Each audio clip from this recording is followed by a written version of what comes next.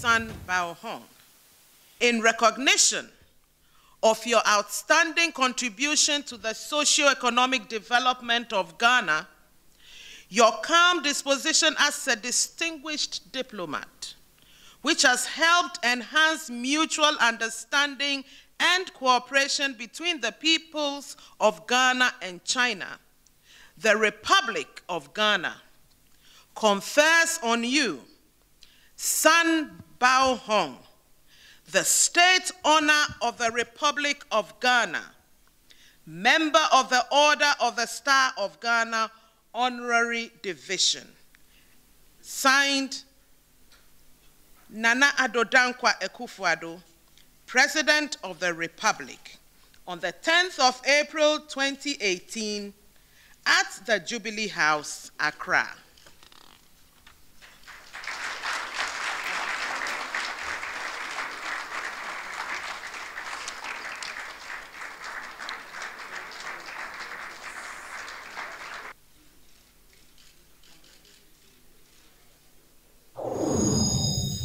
It gives me great pleasure to welcome all of you to the seat of the Presidency of Ghana, Jubilee House, to participate in this farewell lunch for somebody who has become a great friend of our nation and whose tour of duty here in Ghana has witnessed a significant and tremendous expansion of cooperation and friendship between the People's Republic of China and the Republic of Ghana.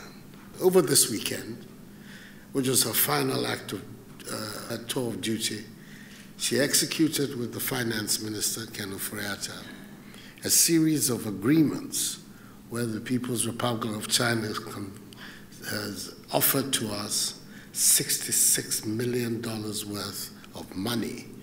One, the substantial part of it, some $50 million, to complete the Jamestown Rehabilitation Port Complex.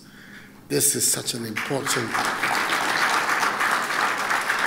initiative. It's part of the plans of government to see to the revival of that part of Accra, the historic part of Accra that has fallen into significant decline in the years. That initiative, when it becomes real, will make such a large impact on the life of the people of that part.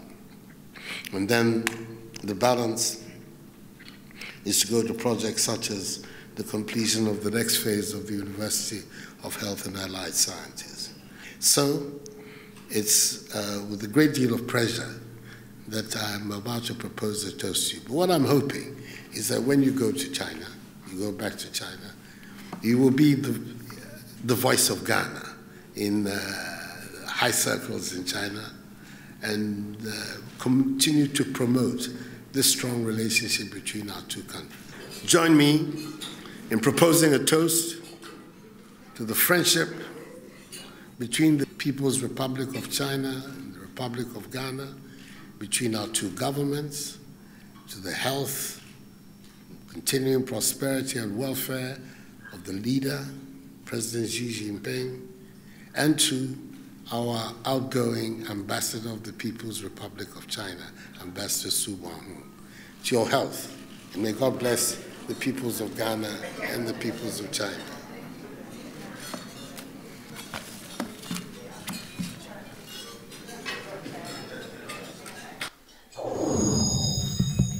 It is my great privilege to attend the farewell lunch held by Your Excellency, Mr. President, and accept the national award you confer upon me. I am overwhelmingly honored. Please allow me to take this opportunity to express my sincere gratitude to Your Excellency for this extremely friendly gesture. It demonstrates Your Excellency's strong commitment to promoting China-Ghana friendship and the further development of our relations. I have only fulfilled my duty as ambassador to Ghana, while Your Excellency, the government, and the people of Ghana have given me much more. This supreme glory belongs to the great country I represent and the great leader, Xi Jinping, who has nominated me as Chinese ambassador to Ghana. China remains Ghana's largest trading partner and the main source of foreign investment. The bilateral trade volume has risen from $5.6 billion in 2014 to $6.68 billion in 2017, with Ghana's export to China reaching a historical high of $1.85 billion. Mr. President, China and Ghana enjoy profound traditional friendship. Our 58-year diplomatic ties have withstood the test of international vicissitudes and the changes of each other's domestic situation, and are facing new opportunities. The Chinese side has noted with delight that due to your strong leadership, the NPP government has adopted a number of strong measures to develop economy and improve people's livelihood, resulting in the improvement of microeconomy and fast GDP growth. The international community is upbeat that Ghana will become the fastest growing country in Africa this year. China supports Ghana's initiatives of one district, one factory, one village, one dam, and planting for food and jobs, and welcomes the Ghanaian side to participate in the construction of the One Belt, One Road and share the development opportunities. Mr. President, I came to Ghana with hopes and dreams, and I leave the country with friendship and honor. No matter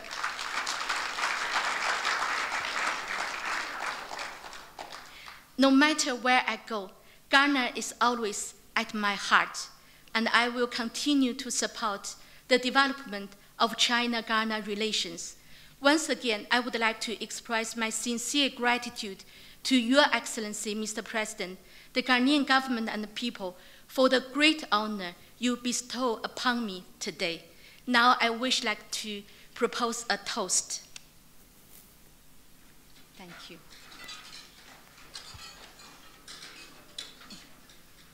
I wish Ghana and China continue to enjoy peace and prosperity. I wish China-Ghana relations thrive to a new high. Thank you. Cheers.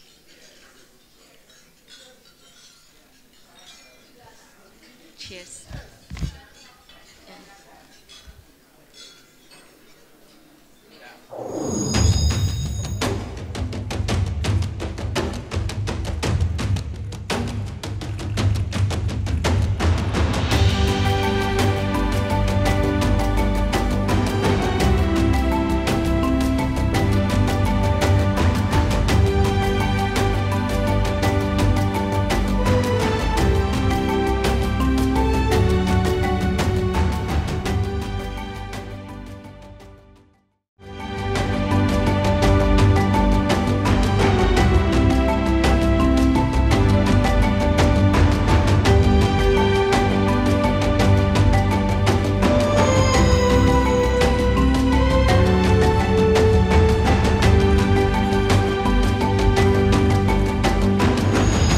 I'm glad to be here to join you at this important gathering as we launch Ghana's antimicrobial resistance policy and national action plan. The Minister for Health, the Honorable Kwaku Agyeman-Menu, Member of Parliament for Doma Central, is to be warmly commended for the launch of this policy.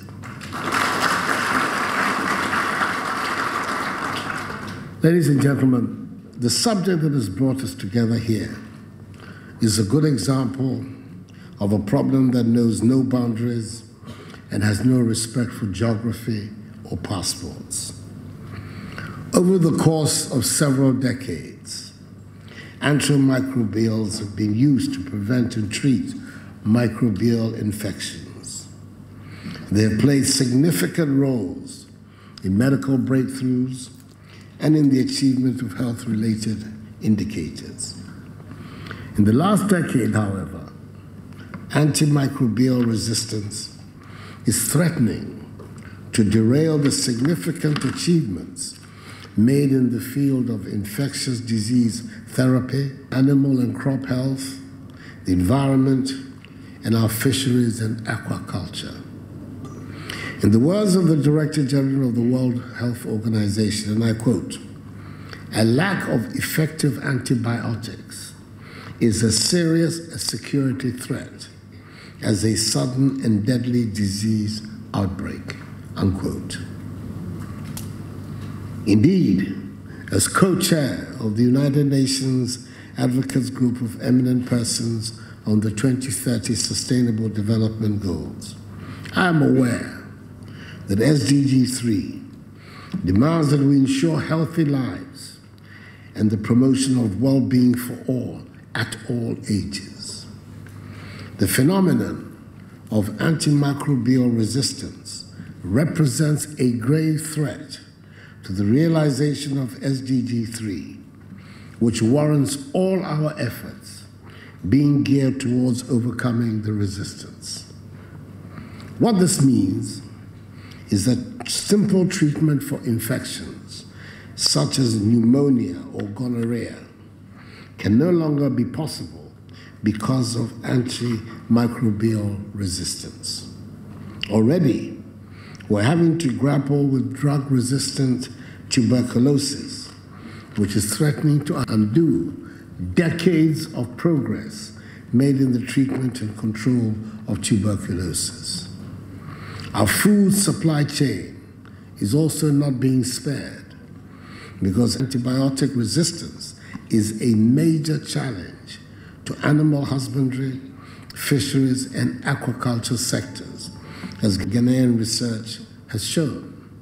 Our environment is also at risk because of the effluents from industry that keep polluting the soil and water bodies. It is thus important that we recognize this and the current steps we've taken to deal with the resistance phenomenon, steps which I'm confident are in the right direction.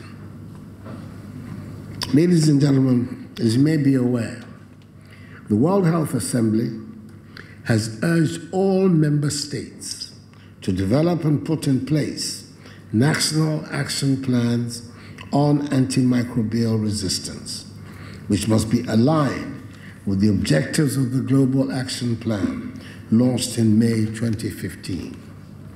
Today, we're not only launching the National Action Plan, but we're also launching a national policy document. This is truly historic, and I say a big echo to the Ministers for Health, Food and Agriculture, Environment, Science, Technology and Innovation, and Fisheries and Aquaculture Development for the work they have undertaken in ensuring today's launch.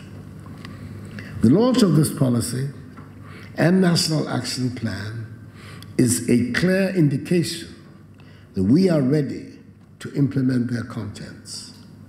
I'm therefore tasking the SDG Secretariat to ensure their smooth and hitch-free implementation.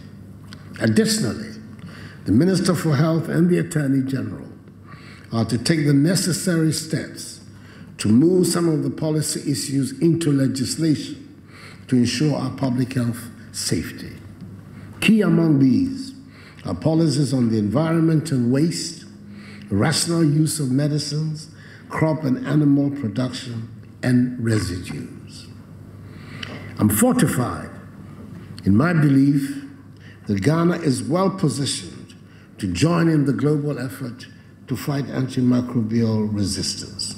It is my hope that the committed implementation of the interventions outlined in these documents will guarantee the efficacy as well as ensure the responsible use of antimicrobials and thereby preserve them for future generations. We are mobilizing domestic resources to deal with this menace, a mobilization which is an integral part of our vision of creating a Ghana beyond aid. I urge all Ghanaians to join in the implementation of the antimicrobial antimicrobial resistance plan. I believe that together we can effect change in the handling and use of antimicrobials.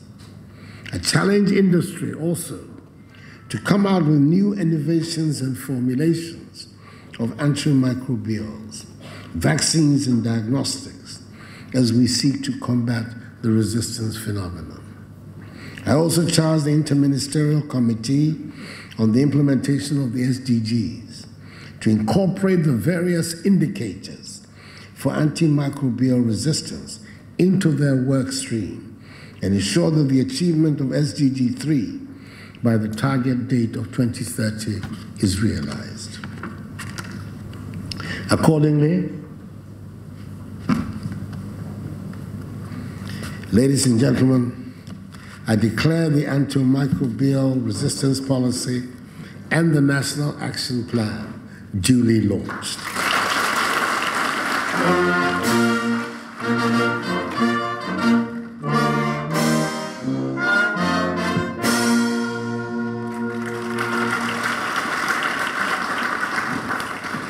May God bless us all in our homeland, Ghana, and make her great and strong. Thank you for your attention.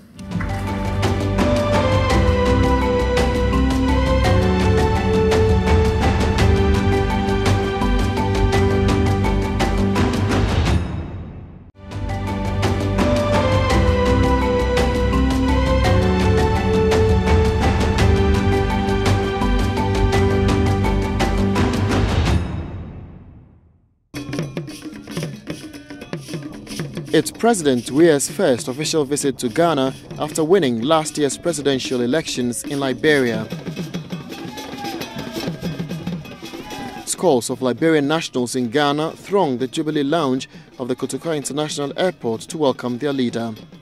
Vice President Dr. Mahmoud Bawumia walked to receive the Liberian leader when the plane touched down.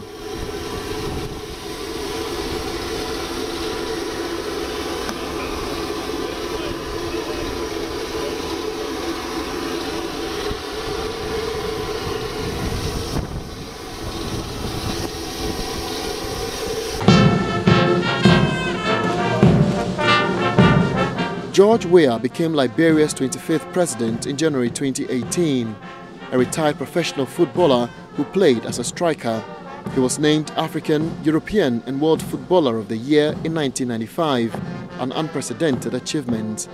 Losing the 2005 elections in Liberia did not deter him from pursuing his dream of leading his motherland, first becoming an elected senator in 2014.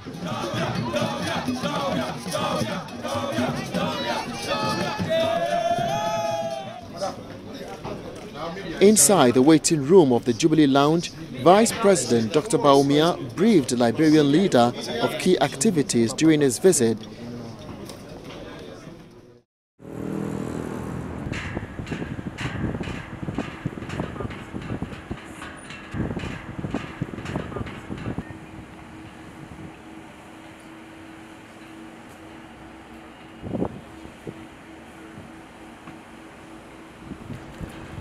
His host, President Nana Akufo-Addo, officially welcomed him to Ghana.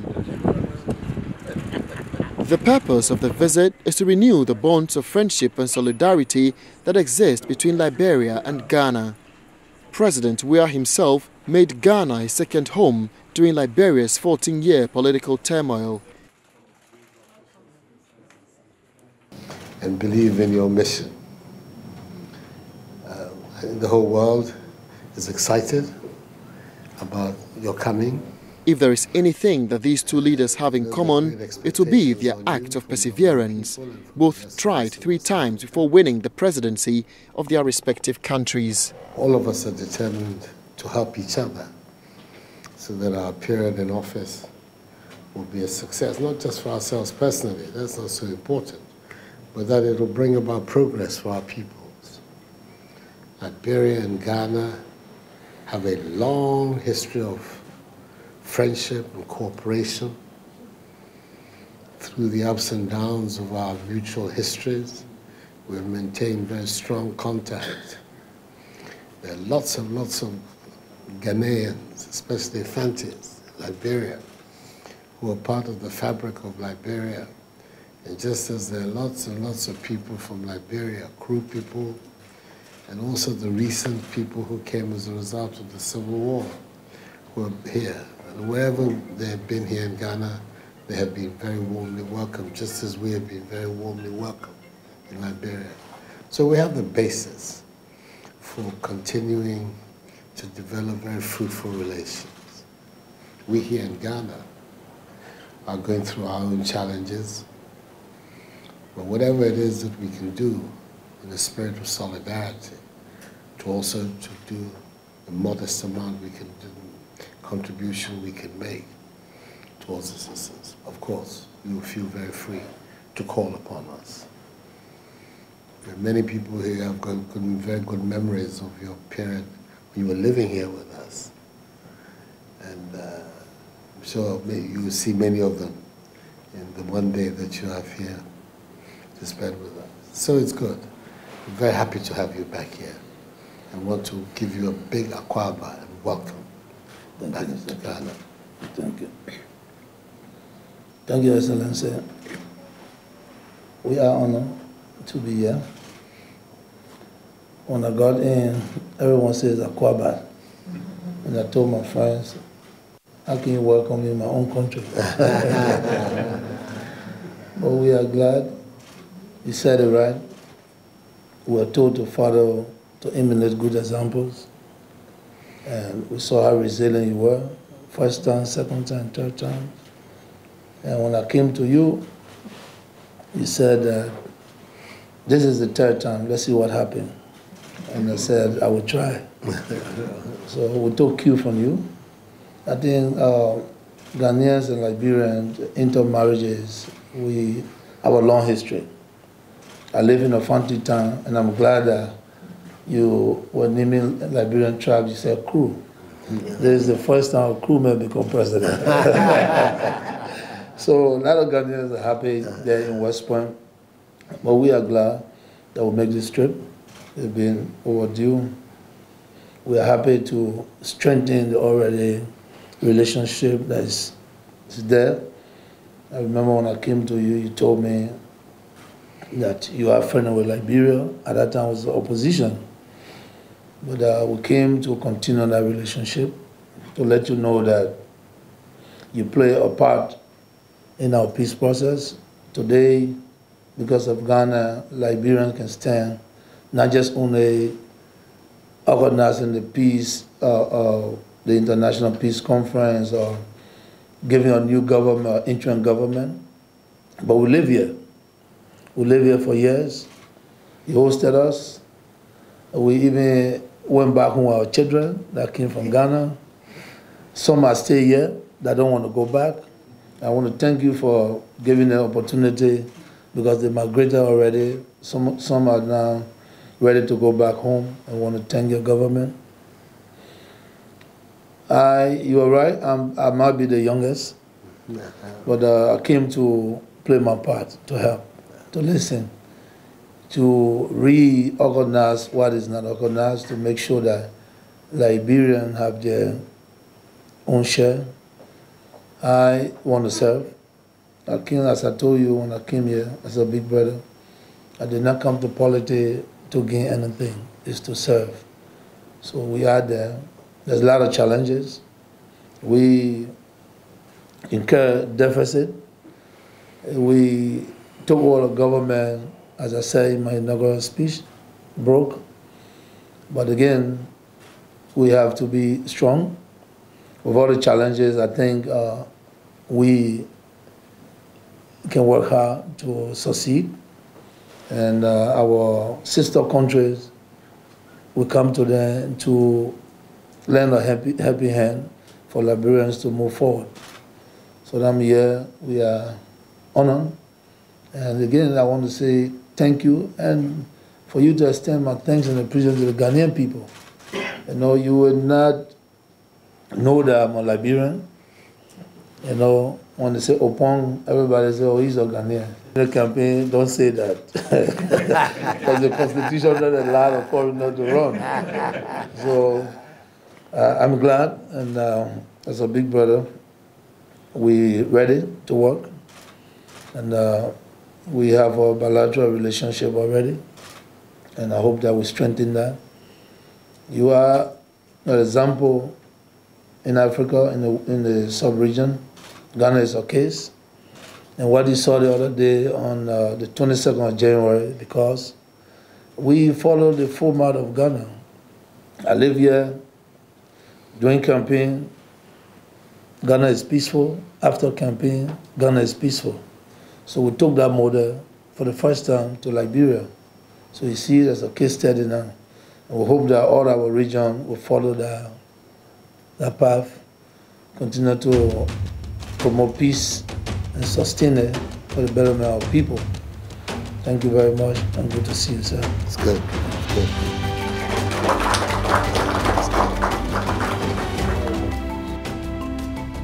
Minutes after discussions at the ceremonial room, the two leaders briefed the media on their discussions. President Weah signed the visitor's book expressing appreciation for the hospitality accorded him and his delegation.